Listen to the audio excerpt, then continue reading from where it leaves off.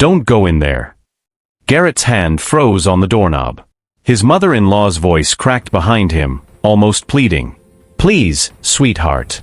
Not today. Not yet. But he was already turning the knob. The studio door opened with a groan, and the smell hit him first. Lavender. Paint thinner. Her perfume. 3 months of dust suspended in the afternoon light streaming through the tall windows. Canvas stretched across the room like unfinished prayers. Jars of brushes stood like soldiers waiting for orders that would never come. And then he saw it. On the easel in the corner.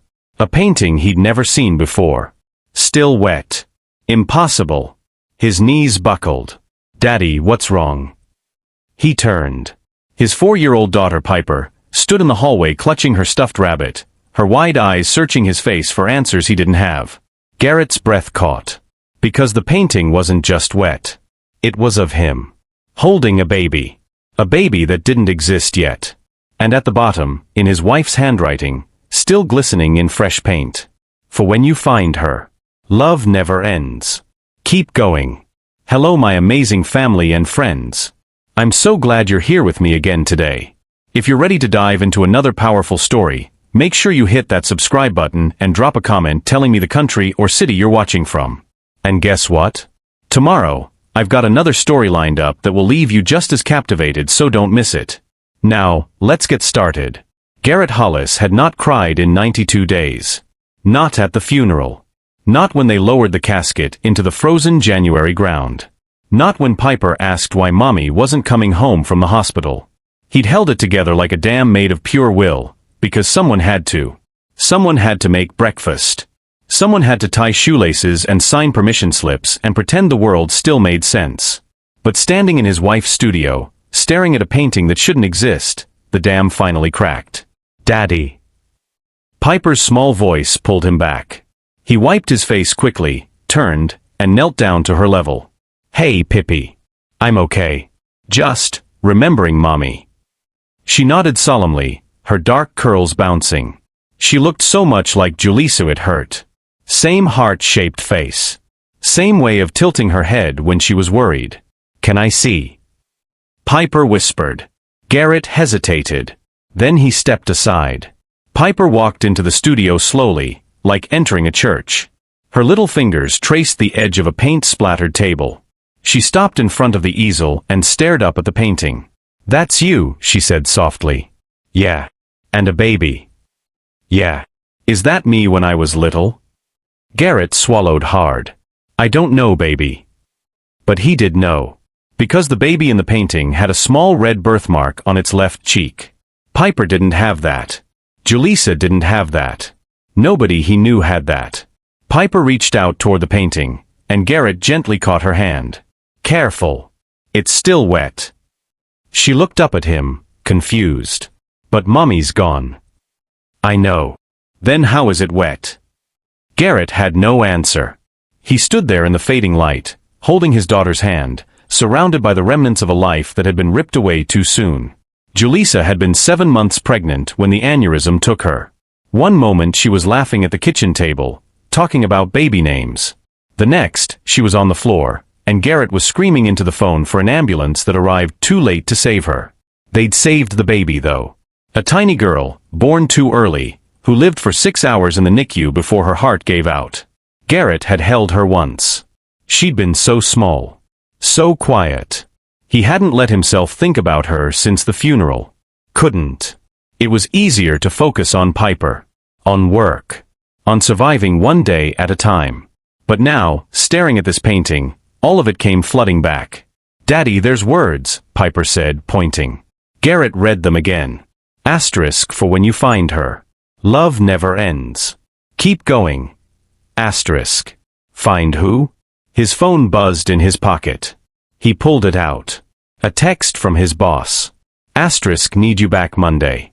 Take your time, but we need to talk about your hours. Asterisk. Garrett closed his eyes. He'd been on leave for 3 months. Bereavement leave, they called it, like there was a time limit on grief. He was a graphic designer for a marketing firm in downtown Portland, and they'd been patient. But patience had limits. He texted back. I'll be there. Piper tugged his sleeve. Daddy, I'm hungry. Okay, sweetheart. Let's get you some dinner. He took one last look at the painting, then gently closed the studio door behind them. But as they walked down the hallway, he couldn't shake the feeling that something had shifted. That the painting wasn't just a painting. That Julissa had left him a message. A breadcrumb trail. And for the first time in 92 days, Garrett felt something other than numbness. He felt hope. It was terrifying. Dinner was macaroni and cheese from a box. Garrett sat across from Piper at the small kitchen table, watching her push noodles around her plate. She wasn't eating much these days. Neither was he. You want some juice? He asked. She shook her head. Applesauce.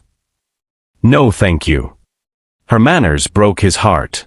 She was trying so hard to be good. To not be a burden.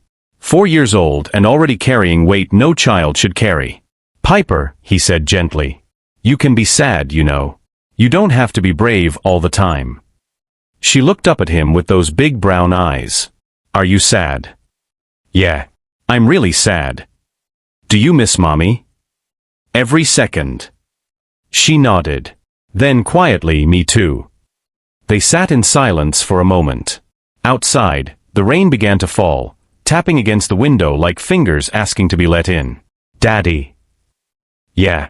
What does the painting mean? Garrett set down his fork. I don't know yet. Do you think Mommy made it for us? Maybe. But how? If she's... Piper's voice trailed off. Garrett reached across the table and took her hand. I don't have all the answers, Pippi. But I think Mommy wanted us to know something. And I'm going to figure out what it is. She squeezed his hand. Okay. After dinner, Garrett put Piper to bed.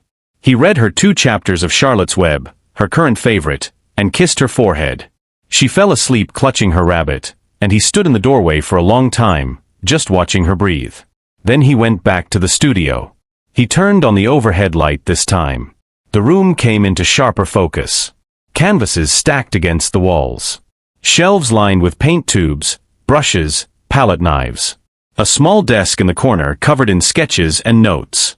Julissa had been a freelance illustrator. Children's books, mostly. She'd loved bringing stories to life. Garrett walked slowly around the room, taking it all in. He hadn't been in here since the funeral. Hadn't been able to face it. But now he moved through it like an archaeologist, searching for clues. On the desk, he found a stack of sketchbooks. He opened the top one. Drawings of Piper. Dozens of them. Piper laughing. Piper sleeping. Piper holding a flower. He flipped through the pages, his chest tightening. Then he found something else. A sketch of a woman. Not Julissa. Someone older. Short hair. Kind eyes. Beneath the sketch, Julissa had written a single word, Nora. Garrett stared at the name. He didn't recognize it. He kept flipping. More sketches. A coffee shop. A park bench. A small house with a red door. And again the name, Nora. Who was Nora? He set the sketchbook down and turned back to the easel. The painting of him holding the baby. He leaned closer, studying every detail. The baby's face. The birthmark. The way he was holding her, so gently, like she was made of glass. And then he noticed something he'd missed before. In the background of the painting, barely visible, was a building. A sign above the door. He squinted. St. Catherine's. His heart stopped. St. Catherine's Home for Children. He knew that place. It was a foster care facility on the east side of Portland. Julissa had volunteered there years ago, before Piper was born. Why would she paint it? Garrett pulled out his phone and searched for the address. Still open. Still operating. For when you find her. The words echoed in his mind. Was Julissa telling him to go there? Was there a child there? A child with a birthmark? It sounded crazy. Impossible. But the painting was wet. And Julissa had never painted anything without a reason. Garrett stood there for a long time, staring at the canvas. Then he pulled out his phone and typed a message to his mother-in-law Caroline. Asterisk, can you watch Piper tomorrow? I need to take care of something. Asterisk. The reply came quickly. Asterisk, of course. Everything okay? Asterisk. I hope so. He put the phone away and looked around the studio one more time. The rain was coming down harder now, drumming against the roof. Somewhere in the distance, thunder rumbled. Garrett walked to the window and pressed his forehead against the cool glass. What are you trying to tell me, Jules? He whispered. The room didn't answer. But in the silence, he felt it again. Hope. Have you ever felt like someone you lost was still trying to reach you? Drop a comment and let me know what you think Garrett should do next. The next morning, Garrett woke to the sound of Piper singing in her room. It was a song Julissa used to hum while cooking. Off-key and fragile, but still there. He lay in bed for a moment, listening, letting the sound wash over him like a memory he wasn't ready to lose. He got up, showered, and made breakfast. Pancakes. Piper's favorite. She came padding into the kitchen in her unicorn pajamas, dragging her rabbit behind her. Grandma's coming over today, Garrett said, flipping a pancake. Where are you going? Piper asked, climbing into her chair. I have to check on something. For work. It was a lie. He hated lying to her. But how could he explain? How could he tell his 4-year-old daughter that he was chasing a ghost? That he thought her dead mother had left him a map to a child who might not even exist? Piper studied him with those two knowing eyes. Is it about Mommy's painting? Garrett paused. Yeah, kind of. She nodded and poured syrup over her pancakes. Okay. Caroline arrived at 9. She was a small woman with silver hair and a smile that never quite reached her eyes anymore. Losing Julissa had carved something out of her too. She hugged Garrett at the door, holding on a little longer than usual. You sure you're okay? She asked quietly. I'm trying to be. She pulled back and looked at him. That's all any of us can do. Garrett kissed Piper goodbye, promised to be back by dinner, and drove across town toward St. Catherine's. The rain had stopped, but the sky was still gray, heavy with clouds that looked like they might crack open any second. The building was smaller than he remembered. Brick, 2 stories, with a faded sign hanging above the entrance. The parking lot was nearly empty. Garrett sat in his car for a minute, gripping the steering wheel, trying to figure out what he was even going to say. Hi, my dead wife painted a picture of me holding a baby with a birthmark, and I think maybe that baby is here? He sounded insane. But he got out of the car anyway. Inside, the lobby smelled like cleaning solution and old carpet. A woman sat behind a desk, typing on a computer. She looked up when he entered and smiled politely. Can I help you? Garrett cleared his throat. Yeah. I'm looking for some information. About a child who might be staying here. The woman's smile faded slightly. Are you family? Or are you working with an agency? Neither. I think my wife might have known someone here. Before she passed. The woman's expression softened. I'm sorry for your loss. But I can't give out information about our residents without proper authorization. Privacy rules. Garrett nodded. He'd expected that. I understand. Is there someone I could talk to? A director, maybe? The woman hesitated. Then she picked up the phone. Let me see if Mrs. Brennan is available. A few minutes later, a woman in her 50s appeared from a back hallway. She had short gray hair and wire-rimmed glasses, and she moved with the brisk efficiency of someone who'd spent decades managing chaos. I'm Helen Brennan, she said, extending a hand. You wanted to speak with me? Garrett shook her hand. Garrett Hollis. I know this is going to sound strange, but I'm trying to find someone. A child. I think my late wife might have known about her. Helen's expression didn't change. Come with me. She led him down a hallway lined with children's drawings and motivational posters. They entered a small office cluttered with files and coffee mugs. Helen gestured to a chair. Sit. Talk. Garrett sat. He took a breath. My wife, Julissa, she passed away 3 months ago. She was pregnant. The baby didn't make it either. Helen's face softened. I'm very sorry. Thank you. Julissa used to volunteer here. Years ago. Before our daughter was born. And yesterday, I found a painting in her studio. She'd painted me holding a baby. A baby with a birthmark on her cheek. And in the background, she painted this place. St. Catherine's. Helen leaned back in her chair, studying him.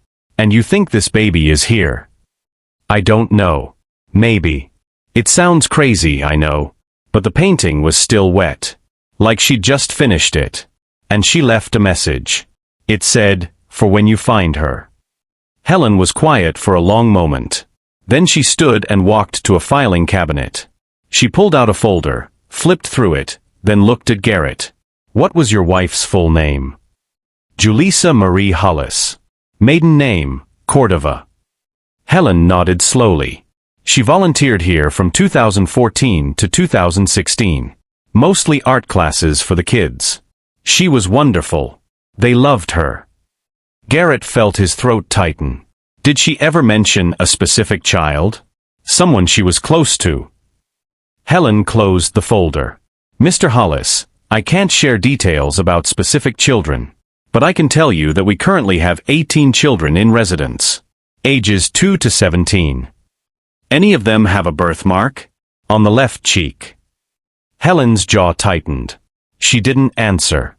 Garrett leaned forward. Please. I'm not trying to cause trouble. I just need to understand what my wife was trying to tell me. Helen sighed. She walked back to her desk and sat down. There is a child here. A little girl. She's 3 years old. She has a port wine stain birthmark on her left cheek. Garrett's heart hammered in his chest. What's her name? I can't tell you that. Can I see her? Absolutely not. Not without going through the proper channels. If you're interested in fostering or adopting, there's a process. Background checks. Home studies. It takes months. I don't have months. Then I'm sorry. I can't help you. Garrett sat back, frustration rising. Why would my wife paint her? Why would she leave me a message about her? Helen looked at him for a long moment. Then she said quietly, maybe because your wife knew something you didn't. Like what? Like the fact that some children wait their whole lives for someone to come looking for them. The words hit Garrett like a punch. He stared at Helen, and she stared back, unflinching. I can start the process, he said finally. The paperwork. Whatever it takes. Helen nodded. I'll get you the forms. But I need to be clear. This isn't a guarantee. The system is complicated. And this child has her own story. Her own trauma. You'd be walking into something difficult. I know. Do you? Helen's voice was sharp now. Because a lot of people think they want to help. They think love is enough. But it's not. It's work. It's patience. It's showing up every day even when it's hard. Even when the child pushes you away. Even when you don't know if you're doing the right thing. Garrett met her gaze. I lost my wife and my daughter in the same week. I've been showing up every day for my 4-year-old even though I can barely breathe. I don't know if I'm doing the right thing. But I'm still here. Helen's expression softened. She reached into a drawer and pulled out a stack of papers. Then let's start. For the next hour, Garrett filled out forms. Background check authorization. Financial disclosures. References. It felt like applying for a mortgage, except the stakes were infinitely higher. When he was finished, Helen took the papers and looked them over. This is just the beginning. It'll take time. How much time? Weeks. Maybe months. And even then, there's no guarantee you'll be matched with this specific child. Garrett nodded. I understand. Helen walked him to the door. As he was leaving, she said, Mr. Hollis? He turned. Your wife sounds like she was a remarkable woman. She was. Then trust her. If she left you that painting, she had a reason. Garrett drove home in a daze. His mind was spinning. A 3-year-old girl with a birthmark. Waiting at St. Catherine's. Had Julissa known about her? Had she been planning something before she died? And if so, why hadn't she told him? When he got home, Caroline was in the living room reading to Piper. They both looked up when he walked in. How'd it go? Caroline asked. Good. Fine. Just some work stuff. Another lie. They were piling up. Caroline left shortly after. Garrett made dinner, gave Piper a bath, and put her to bed. Then he went back to the studio. He stood in front of the painting again, studying every detail. The baby's face. The birthmark. The way his hands cradled her. For when you find her. He pulled out his phone and called Helen Brennan's office. It went to voicemail. Hi, it's Garrett Hollis. I just wanted to say thank you. For today. And, I know this is a long shot, but if there's any way to speed up the process, I'd really appreciate it. I feel like I'm running out of time. Thanks. He hung up and sat down on the floor, his back against the wall. The studio was quiet except for the hum of the refrigerator down the hall. Garrett closed his eyes. What are you trying to tell me, Jules? He whispered again. And this time, in the stillness, he thought he heard an answer. Keep going. The following days blurred together. Garrett went back to work. Sat through meetings. Designed logos. Pretended everything was normal. But every spare moment, he was thinking about the little girl at St. Catherine's. Wondering who she was. What her story was. If she was scared. If she was lonely. If she was waiting. A week later, Helen called. Your background check came back clean, she said. We can move forward with the home study. When? I'll send someone next Tuesday. Be ready. They're going to ask a lot of questions. I will. Thank you. And Mr. Hollis? Yeah. Don't get your hopes up too high. This process can break your heart. I know. But he didn't. Not really. Tuesday came. A woman named Janet arrived at his house with a clipboard and a kind but professional demeanor. She walked through every room. Asked about his job. His finances. His support system. She asked about Julissa. About the pregnancy. About how he was coping. Garrett answered everything honestly. He didn't know what else to do. When she got to Piper's room, Piper was sitting on the floor playing with blocks. Janet knelt down beside her. Hi there. What are you building? A castle, Piper said shyly. That's beautiful. Do you like having friends over? Piper looked at Garrett. He nodded. Sometimes, Piper said. Would you like a sister? Piper's eyes went wide. A sister. Janet smiled gently. Maybe. Piper looked at Garrett again. Daddy. Garrett knelt down beside her.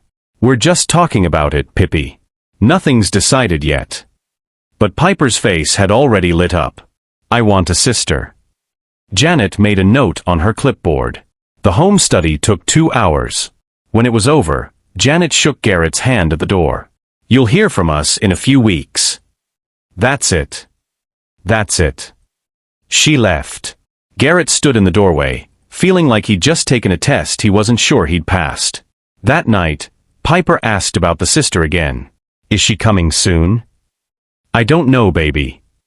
What's her name? I don't know that either. Can I pick her name? Garrett smiled despite himself. We'll see. Piper climbed into his lap. I think Mommy would want her to come. Garrett's chest tightened. Yeah, I think so too. 3 weeks passed. Garrett heard nothing. He called Helen twice. Both times, she said the same thing. These things take time. But time felt like torture. Then, on a Friday afternoon, his phone rang. Unknown number. Hello. Mr. Hollis, this is Helen Brennan. His heart stopped. Hi. Can you come to St. Catherine's tomorrow morning? 10 o'clock. Why? What's happening? There was a pause. Then Helen said quietly, I think it's time you met her. Garrett's knees almost gave out. Really? Really? But this is just a meeting. No promises. Understood. Understood. He hung up and stood in the middle of his kitchen, shaking. Tomorrow. He was going to meet her tomorrow. The little girl from the painting. The little girl Julissa had somehow known about. And for the first time since his wife died, Garrett felt something other than grief. He felt purpose. That night, Garrett barely slept. He lay in bed staring at the ceiling, his mind racing through 1,000 questions. What would he say? What if she didn't like him? What if he said the wrong thing? What if this was all a mistake? At 3 in the morning, he gave up on sleep and went to the studio. He sat on the floor in front of the painting, studying it in the dim glow of the streetlight outside. The baby in the image looked peaceful, safe, loved. He wondered if the real child felt any of those things. When morning finally came, Garrett made breakfast for Piper and told her he had another errand to run. "Is it about my sister?" she asked, syrup on her chin. He hesitated, then nodded. "Maybe." Her whole face lit up. "Can I come?" "Not today, sweetheart. But soon. I promise." Caroline came over again. She gave Garrett a long look as he headed for the door. "You seem different today," she said. "Different how?" "Like you're carrying something. Hope, maybe." Garrett smiled weakly. "I'm trying." "Good. That's what Julissa would want." He arrived at St. Catherine's 15 minutes early. Sat in the parking lot. Tried to calm his breathing. At exactly 10 o'clock, he walked inside. Helen was waiting in the lobby. She looked more serious than usual.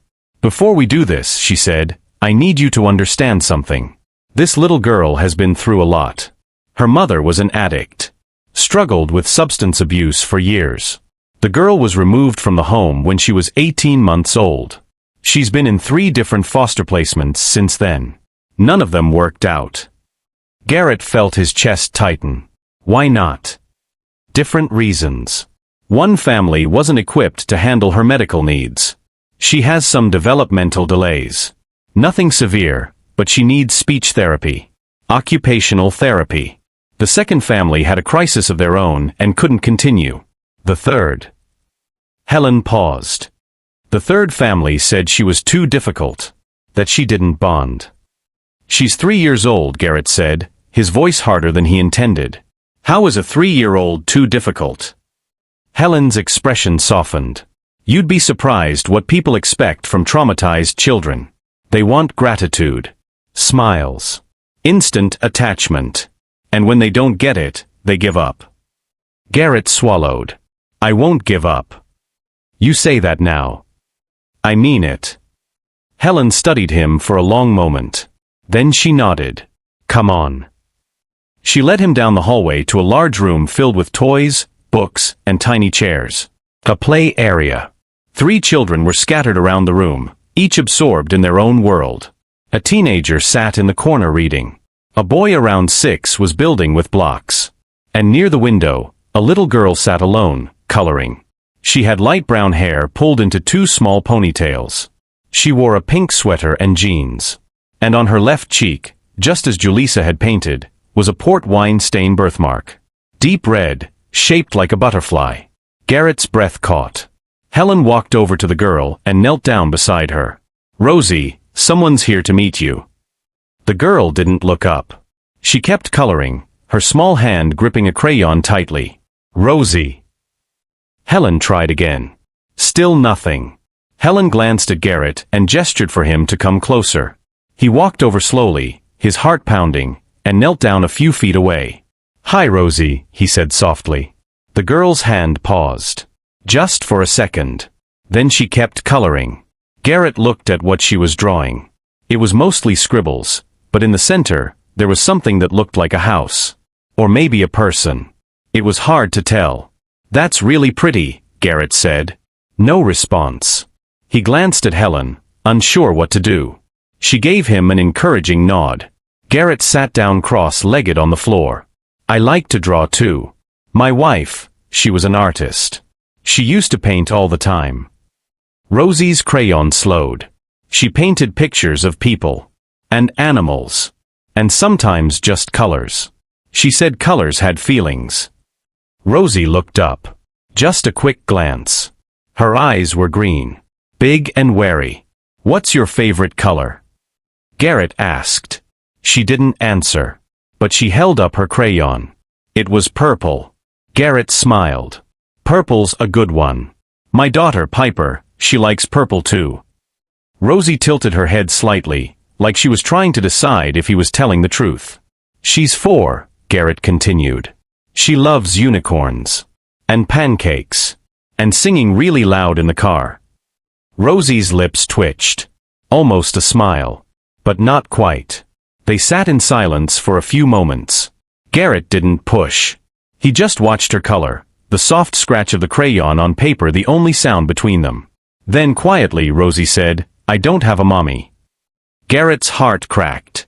"I know. Do you have a mommy?" "I do. But my wife, Piper's mommy, she's not here anymore. She died." Rosie looked at him fully now. "Like my mommy?" Garrett wasn't sure how to answer that. He didn't know if Rosie's mother had died or simply lost custody. He glanced at Helen, who gave a small shake of her head. "I don't know," Garrett said honestly. "But I know what it's like to miss someone." Rosie stared at him for a long moment. Then she went back to coloring.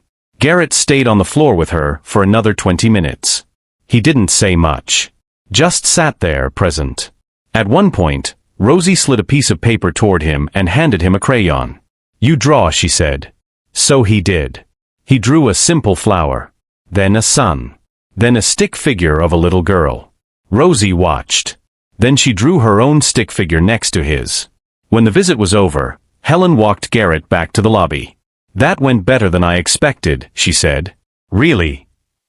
She doesn't usually talk to new people. Or share her crayons. Garrett felt a flicker of something. Pride, maybe.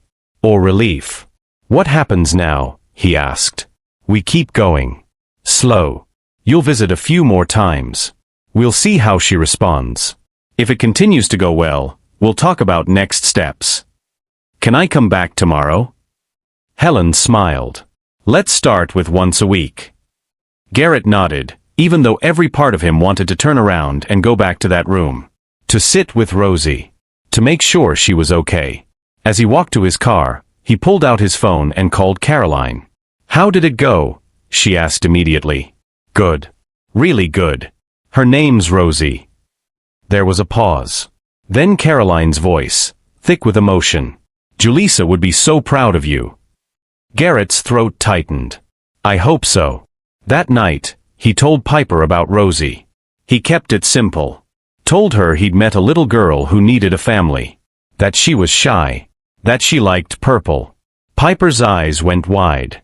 "When can I meet her?" "Soon, I hope." "Does she know about me?" "I told her about you." Piper grinned. "Did you tell her I'm the best big sister ever?"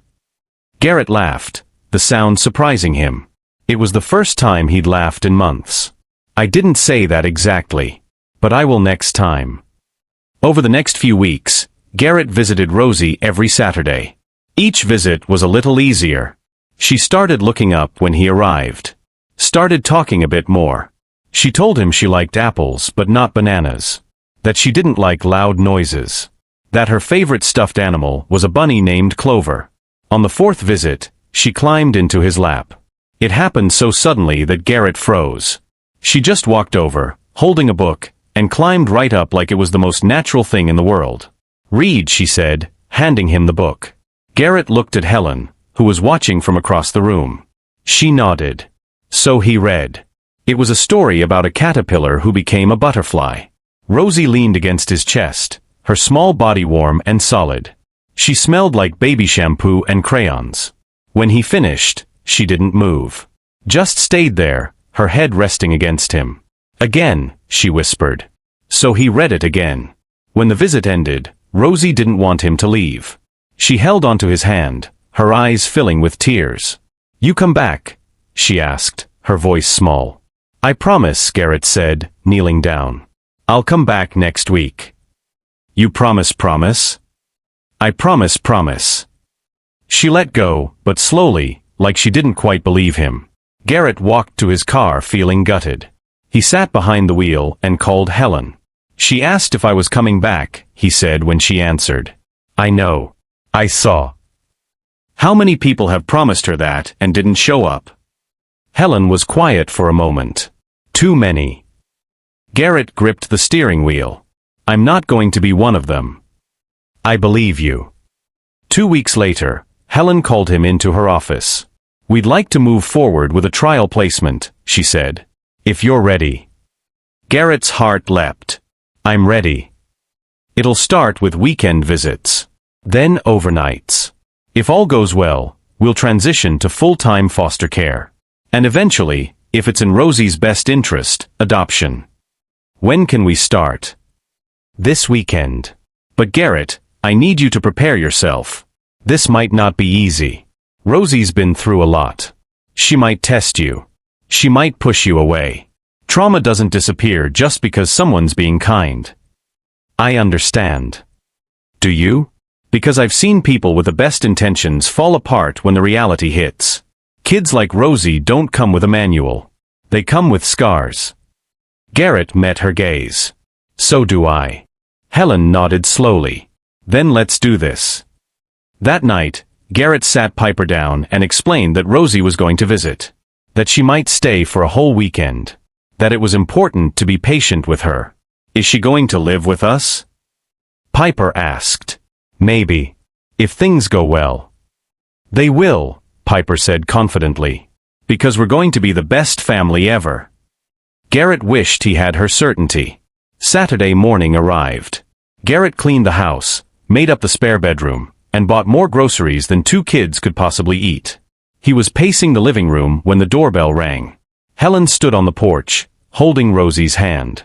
Rosie had a small backpack on her shoulders and Clover the bunny tucked under her arm. She looked terrified. Hi Rosie, Garrett said, kneeling down. Welcome. Rosie didn't say anything. She gripped Helen's hand tighter. Piper appeared behind Garrett, peeking around his legs. Hi. I'm Piper. Rosie stared at her. Do you want to see my room? Piper asked. I have toys. Still nothing. Helen knelt down beside Rosie. Remember what we talked about? You're going to stay here for the weekend. And I'll pick you up on Sunday. Okay. Rosie's eyes filled with tears. You come back. I promise. Rosie looked at Garrett. Then at Piper. Then back at Helen. Okay, she whispered. Helen gave Garrett a few quiet instructions, then left. And just like that, Rosie was standing in his living room, small and fragile and scared. Garrett took a breath. Are you hungry? We have apples. Rosie's eyes brightened just a little. Apples. Yep. Come on. They spent the afternoon moving slowly. Rosie didn't talk much, but she watched everything. She sat at the kitchen table and ate apple slices while Piper chattered non-stop about her toys, her school, her favorite cartoons. Rosie didn't respond, but she listened. That night, Garrett made spaghetti. Rosie picked at her food, eating only a few bites. When it was time for bed, she clung to Clover and asked for Helen again. She's going to call tomorrow to check on you, Garrett said gently. And she'll pick you up on Sunday. Just like she promised. You promise. I promise. He read her the caterpillar book 3 times before she finally fell asleep. When he walked out of the room, Piper was waiting in the hallway. Is she okay? Piper whispered. She's scared.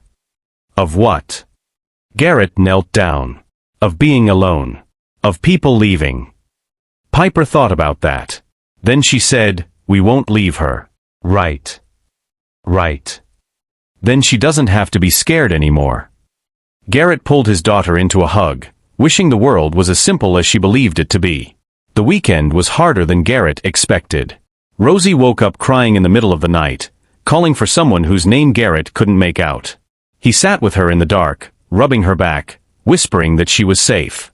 She didn't fully believe him. He could tell by the way she kept her eyes open, watching the door like something might come through it. By Sunday morning, she'd barely eaten. Barely smiled. She just carried Clover from room to room, observing everything with those big cautious eyes. When Helen arrived to pick her up, Rosie ran to her. Garrett tried not to let it sting. Helen knelt down and spoke quietly to Rosie, then looked at Garrett. Can we talk outside? They stepped onto the porch. Piper stayed inside, waving at Rosie through the window. How was it? Helen asked. Garrett rubbed the back of his neck. Honest answer? Hard. She barely ate. Woke up crying. I don't think she trusts me yet. She doesn't. And she won't for a while. That's normal. It doesn't feel normal. It feels like I'm failing. Helen's expression softened. You're not. You showed up. You stayed calm. You didn't get frustrated or give up. That's more than most people do. She ran to you the second you got here. Because I'm safe. I'm predictable. You're still new. Still a risk. Garrett looked through the window at Rosie, who was now holding Piper's hand while Piper showed her a drawing. When does it get easier? He asked. I don't know. Every kid is different. But it will get easier. If you keep showing up. Helen left with Rosie a few minutes later. Rosie looked back once as they drove away. Garrett waved. She didn't wave back. Piper tugged on his sleeve. She's coming back, right? Yeah. Next weekend. Good. Because I made her this. Piper held up a drawing. It was two stick figures holding hands under a rainbow. One had pigtails. One had a purple shirt. That's beautiful, Pippi. I'm going to give it to her when she comes home. Home. The word settled in Garrett's chest like a stone. He wanted that. Wanted Rosie to feel like this place could be home. But he had no idea how to make that happen. The next weekend came. Rosie arrived with the same fearful expression, the same tight grip on Clover. But this time, when Piper showed her the drawing, Rosie took it. She stared at it for a long time, then whispered, "Thank you." It was the first time she'd said those words. Piper beamed. That weekend went a little smoother. Rosie still didn't eat much, but she sat at the table longer. Still didn't sleep through the night, but she cried less. And on Sunday morning, when Helen came to pick her up, Rosie hesitated before running to her. She looked back at Garrett. "See you next week," he said. She nodded. Just a small dip of her chin. But it was something. The visits continued. Week after week. Slowly, almost imperceptibly, things began to shift. Rosie started exploring the house. Started asking questions. Started letting Piper hold her hand without pulling away. One Saturday, Garrett took both girls to the park. Piper ran ahead to the swings, but Rosie stayed close, her hand slipping into his. It was the first time she'd reached for him. Garrett looked down at her, surprised. She didn't look up. Just held on. "You want to swing?" he asked. She nodded. He lifted her into the swing, and she gripped the chains tightly. He pushed her gently, just enough to make her sway. "Higher," she said quietly. He pushed a little higher. She laughed. It was small and unexpected, like a bird suddenly taking flight. Piper heard it and came running over. "Do me next." For the next hour, Garrett pushed both girls on the swings. They laughed and squealed and demanded he push them higher, faster, more. And for the first time in months, Garrett felt something close to joy. On the drive home, Rosie fell asleep in her car seat, Clover tucked under her chin. Piper looked over at her and smiled. "She's getting used to us," Piper whispered. "Yeah, I think she is." That night, after both girls were asleep, Garrett went to the studio. He stood in front of Julisa's painting, staring at the image of him holding the baby with the birthmark. "I found her," he whispered. "Just like you said." The room was silent, but he felt it again. That presence. That warmth. Keep going. 2 months into the visits, Helen called Garrett into her office. "We'd like to move Rosie to your home full-time," she said. "If you're ready." Garrett's heart leapt. "I'm ready." "This is foster care, not adoption." "Not yet. There's still a process. But if things continue to go well, we'll start looking at permanency." "What about her biological mother?" Helen's jaw tightened. She's been given multiple chances to complete her treatment program and regain custody. She hasn't. Her rights are likely going to be terminated. Garrett felt a strange mix of relief and sadness. Relief for Rosie. Sadness for a woman he'd never met who couldn't get her life together enough to keep her daughter. "When can she move in?" he asked. "Next week. We'll do it on a Friday so she has the weekend to adjust." Garrett nodded, his mind already racing. He'd need to finish setting up her room. Buy her more clothes. Figure out preschool. And Garrett. Helen's voice was serious. This is when it gets real. When she's here full-time, the honeymoon phase ends. She's going to test you. Push boundaries. She might have meltdowns. Might say she hates you. Might try to run. You need to be ready for that. I will be. I hope so. Because once she's in your home, leaving will hurt her even more. That week, Garrett told Piper the news. She screamed with excitement and immediately started planning how they'd decorate Rosie's room. Can we paint it purple? Piper asked. If Rosie wants purple, we'll paint it purple. They went to the store together and picked out bedding, a lamp shaped like a star's, and a small bookshelf. Garrett let Piper choose a stuffed animal to give Rosie as a welcome gift. She picked a unicorn with a sparkly horn. On Friday, Helen brought Rosie to the house with 2 garbage bags full of her belongings. Everything she owned in the world fit into 2 garbage bags. Garrett's chest tightened. Rosie stood in the doorway, clutching Clover, looking around like she was waiting for someone to tell her it was a mistake. Welcome home, Garrett said softly. Piper grabbed Rosie's hand. Come see your room. We made it special. She pulled Rosie down the hallway. Garrett and Helen followed. When Rosie saw the room, her eyes went wide. The walls were still white, but the bed was covered in a purple comforter with stars. The bookshelf was filled with picture books. And on the pillow sat the sparkly unicorn. Rosie walked over slowly and picked it up. That's from me, Piper said proudly. Her name is Starlight. But you can change it if you want. Rosie hugged the unicorn to her chest. Then quietly she said, I like Starlight. Piper grinned. Helen stayed for a little while, going over paperwork and schedules. Then she knelt down in front of Rosie. I'm going to leave now, she said gently. But I'll come visit next week to see how you're doing. Okay. Rosie's face crumpled. You're leaving. Just for a little while. But Garrett and Piper are going to take care of you. You promise you come back? I promise. Rosie looked at Garrett. He nodded. She'll come back. And I'll be right here. Rosie's lip trembled, but she didn't cry. She just held Starlight tighter and nodded. After Helen left, the house felt different. Fuller. Like it had been holding its breath and could finally exhale. Garrett made dinner. Chicken nuggets and mac and cheese, because that's what Piper said kids liked.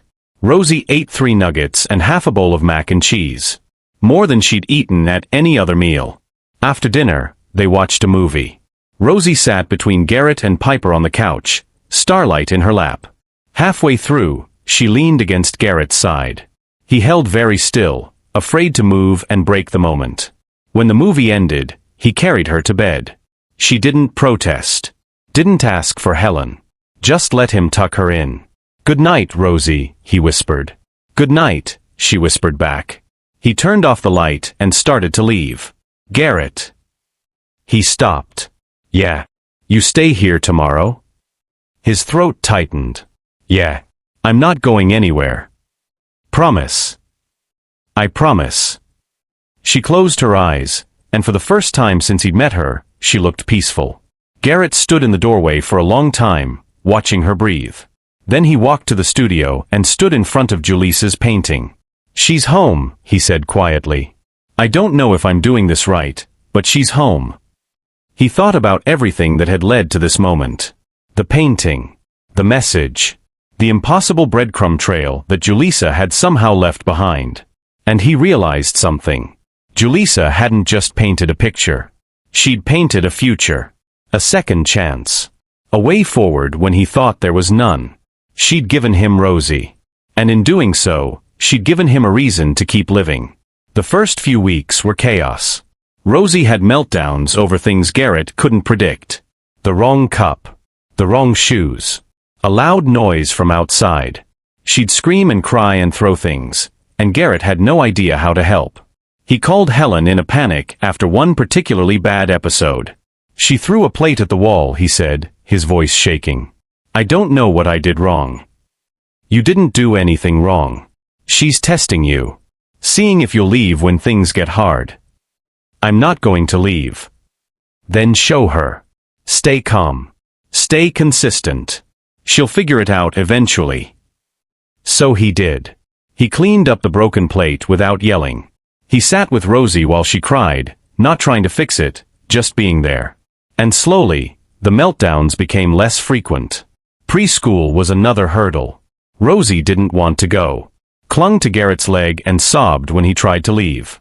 The teacher, a kind woman named Miss Aubrey, knelt down beside her. "It's okay, sweetheart. Your dad will be back soon." Rosie looked up, tears streaming down her face. "He's not my dad." The words hit Garrett like a punch. Miss Aubrey glanced at him, then back at Rosie. "Well, he's someone who loves you very much. And he'll be back. I promise." Garrett left the classroom feeling hollowed out. That afternoon, when he picked Rosie up, she ran to him and hugged his legs. "You came back," she said, her voice muffled against his jeans. "I told you I would." She looked up at him, her eyes serious. "You always come back." "Always." She thought about that. Then she took his hand. "Okay." It wasn't trust. Not yet. But it was close. Months passed. Rosie started smiling more, laughing more. She and Piper became inseparable, playing dress-up and building forts and singing off key songs at the top of their lungs. One night, Garrett was tucking Rosie into bed when she said, "Can I call you Daddy?" He froze. "You want to?" She nodded. "Then yes. You can call me whatever you want." She smiled, a real genuine smile, and said, "Good night, Daddy." Garrett barely made it out of the room before the tears came. 6 months after Rosie moved in, Helen came for a visit. She watched the girls play in the backyard, observed how Rosie ran to Garrett when she scraped her knee, how she let him hold her without flinching. "You've done good work here," Helen said. "It doesn't feel like work. It just feels like family." Helen smiled. "Then I think it's time we talk about adoption." Garrett's heart stopped. "Really?" Her biological mother's rights were terminated last month. Rosie's legally free. "If you want to adopt her, we can start the process." "Yes. Absolutely yes." The adoption process took another 4 months. More paperwork. More home visits. More waiting. But finally, on a bright Tuesday in October, Garrett stood in a courtroom with Rosie on one side and Piper on the other. The judge, a woman with gray hair and warm eyes, smiled down at them. "Mr. Hollis, do you understand the responsibilities you're taking on?" "I do, Your Honor." "And Rosie, do you want Mr. Hollis to be your forever daddy?" Rosie looked up at Garrett. Then she nodded. "Yes." The judge banged her gavel. "Then it's official. Congratulations." Piper cheered. Rosie grinned. And Garrett felt something he hadn't felt in over a year. Wholeness. That night, they celebrated with cake and ice cream. Caroline came over, tears streaming down her face as she hugged all 3 of them. "Julissa would be so proud," she whispered to Garrett. "I know." After everyone left and the girls were asleep, Garrett went to the studio one last time. He stood in front of the painting, the image that had started everything. "Thank you," he said quietly, "for leaving me a map. For showing me the way. For giving me her." He reached out and touched the canvas. It was dry now. Completely dry. But the message was still there. For when you find her, love never ends. Keep going. And he had. He'd kept going. Through the grief. Through the fear. Through the impossible. And on the other side, he'd found something he never expected. A second chance at family. A second chance at love. A second chance at life. Garrett turned off the light and closed the studio door behind him. As he walked down the hallway, he heard a small voice. "Daddy." He turned. Rosie stood in her doorway, starlight tucked under her arm. "What's wrong, sweetheart?" "Nothing. I just wanted to make sure you were still here." Garrett walked over and knelt down. "I'm always here. I'm not going anywhere." She smiled sleepily. "Okay. Good night." "Good night, Rosie." She went back to bed, and Garrett stood in the hallway for a moment, listening to the quiet sounds of his daughters breathing in their rooms. His daughters. Both of them. And somewhere, somehow, he knew Julissa was smiling. The years that followed were full and beautiful and sometimes hard. Rosie continued therapy, working through her trauma one session at a time. She had hard days. Days when the past crept in and she couldn't shake it. But Garrett was always there. Patient. Steady. Present. Piper grew into an incredible big sister. Protective and kind and endlessly patient. She taught Rosie how to ride a bike, how to braid hair, how to stand up to bullies at school. They became a unit. A family. On the 5th anniversary of Julisa's death, Garrett took the girls to the cemetery. They brought flowers and sat on the grass, talking to her like she was still there. "Mommy, I got an A on my spelling test," Piper said. Rosie was quieter. She traced the letters on the headstone with her finger. "I wish I knew her," she said softly. Garrett put his arm around her. "She knew you." "How?" "I don't know. But she did. She left me that painting so I'd find you. So we'd be a family." Rosie leaned against him. "Do you think she's happy? That we're together?" Garrett looked at the headstone, at Julisa's name etched in stone, and he felt that warmth again. That presence.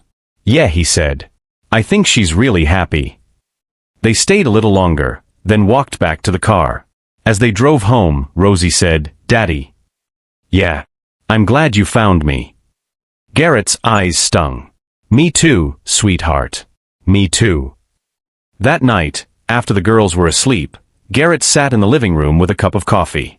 He thought about everything that had happened. The loss. The grief. The impossible painting. The little girl with the birthmark. The way life had a strange way of putting broken pieces back together. He pulled out his phone and opened his photos. Scrolled back to a picture he'd taken a few weeks ago. Rosie and Piper in the backyard, covered in mud, laughing so hard they could barely stand. He smiled. Then he opened a new note and started typing. "Dear Julissa, I don't know if you can read this. I don't know how any of this works. But I wanted to say thank you. For the painting. For Rosie.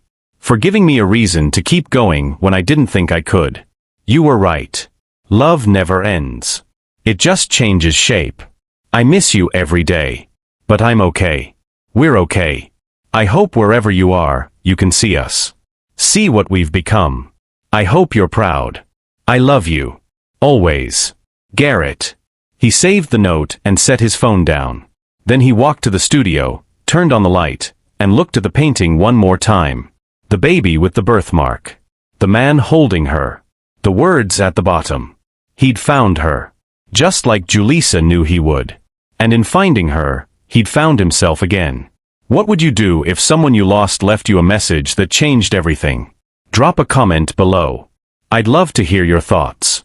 The end came not with fireworks, but with quiet moments. Breakfast at the table. Bedtime stories. Scraped knees and inside jokes. The ordinary magic of a family that had been stitched together by love and loss and a painting that defied explanation. Rosie thrived. She started kindergarten and made friends. Her speech improved. Her nightmares faded. She still had hard days, but they became fewer and farther between. And she never stopped calling Garrett Daddy. On her 6th birthday, Garrett threw her a party. The house was full of kids and balloons and cake. Caroline was there, along with a few neighbors and Rosie's friends from school. At one point, Garrett found Rosie sitting alone on the porch, watching the other kids play. He sat down beside her. "You okay?" She nodded. "I'm just happy." Yeah. I never had a birthday party before." Garrett's chest tightened. "Well, you'll have one every year from now on. I promise." She looked up at him, her green eyes shining. "I know." She said it with such certainty that Garrett almost believed she'd never doubted him. Later that night, after everyone had gone home and the girls were asleep, Garrett stood in the studio one last time. He'd been thinking about the painting. About what to do with it. He couldn't keep staring at it forever. Couldn't keep living in the past. But he couldn't let it go either. So he made a decision. The next week, he had the painting professionally framed. He hung it in the hallway, right between Piper's room and Rosie's room. A reminder. Of where they'd been. Of how they'd found each other. Of the love that never ended. Years later, when Rosie was 10, She asked Garrett about the painting. "Why did Mommy Julissa paint you holding me?" she asked. They were sitting at the kitchen table. Piper was at a friend's house. It was just the two of them. Garrett thought about how to answer. He'd always been honest with Rosie, but this was complicated. "I think she knew you needed a family," he said finally. "And I think she wanted to make sure I found you." Rosie studied the painting, her head tilted. "Do you think she loved me? Even though she never met me?" "I know she did." "How?" "Because love doesn't need to meet someone to be real. Sometimes love is just knowing someone needs you, and choosing to show up." Rosie thought about that. Then she said, "I'm glad she showed you where I was." "Me too." She hugged him, and Garrett held on tight, grateful for every moment that had led them here. Life moved forward. Piper went to middle school, then high school. She talked about college, about becoming a teacher. Rosie grew into a bright, creative kid who loved art just like Julissa. She painted and drew and filled the house with color. Garrett stayed steady, showed up, kept his promises. And every night before he went to bed, he walked past the painting in the hallway and said a quiet thank you. To Julissa. To the universe. To whatever force had brought Rosie into his life. Because he understood now. Grief and love weren't opposites. They were two sides of the same coin. You couldn't have one without the other. And sometimes, if you were lucky, love found a way to reach across the impossible and pull you back from the edge. One Sunday morning, when Rosie was 12, she came into the kitchen holding a canvas and a set of paints. "I want to make something," she said. "What?" "A painting. For Mommy Julissa. To say thank you." Garrett's throat tightened. "I think that's a beautiful idea." She worked on it for weeks. Refused to let anyone see it until it was done. When she finally showed him, Garrett had to sit down. It was a painting of their family. All four of them. Garrett, Piper, Rosie, and Julissa. They were standing together under a tree, holding hands. Smiling. At the bottom, in Rosie's careful handwriting, were the words, "Love never ends. It just grows." Garrett stared at it, tears streaming down his face. "Do you like it?" Rosie asked nervously. He pulled her into a hug. "I love it. Can we hang it next to Mommy's painting?" "Absolutely." They hung it that afternoon. The two paintings side by side. Past and present. Loss and love. Grief and hope. A complete story. That night, as Garrett stood in the hallway looking at both paintings, he felt a peace he hadn't felt in years. Julissa had been right. Love never ended. It just changed. Evolved. Grew. And sometimes, if you were brave enough to keep going, it gave you more than you ever thought possible. Garrett Hollis had lost his wife. His unborn daughter. His sense of direction. But he'd found something too. A daughter who needed him. A family that chose each other. A love that transcended death. And a reminder, hanging on his wall, that even in the darkest moments, hope could find a way through. He'd cleaned his pregnant wife's studio after her death. And what he found had changed his life forever. Not just the painting, but the courage to follow where it led. The strength to open his heart again. The willingness to believe that broken things could be made whole. And the understanding that sometimes, the greatest love stories aren't the ones that last forever. They're the ones that teach you how to love again. Garrett walked down the hallway, turned off the light, and went to check on his daughters. Both of them sleeping peacefully. Both of them home. Both of them his. And somewhere, somehow, he knew Julissa was smiling. Because love never ends. It just keeps going. So here's my question for you. Have you ever experienced a loss that eventually led you to something beautiful? Sometimes our hardest moments become doorways to our greatest blessings. Share your story in the comments. I read every single one. And if this story touched your heart, please hit that like button and subscribe. Tomorrow, I have another story that will move you just as deeply. You won't want to miss it. Until then, remember, keep going. You never know what's waiting on the other side of your pain.